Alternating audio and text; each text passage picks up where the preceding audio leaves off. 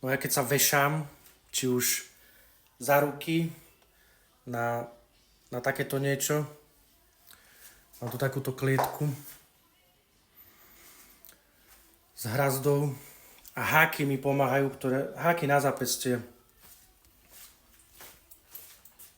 Takéto háky. Tak s tými hákmi vydržím vysieť aj 2 minúty. Úplne v pohode.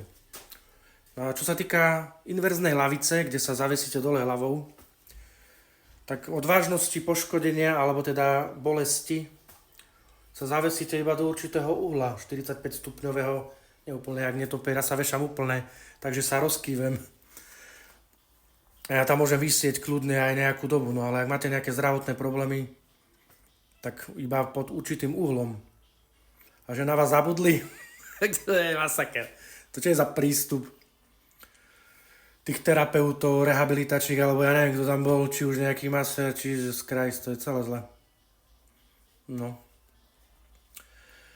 No a čo sa týka tej inverznej lavice, tak tam by človek mal vydržať, vysieť aj 15 minút úplne v pohode. Ak je človek zdravý. No ale treba skúšať pomaly.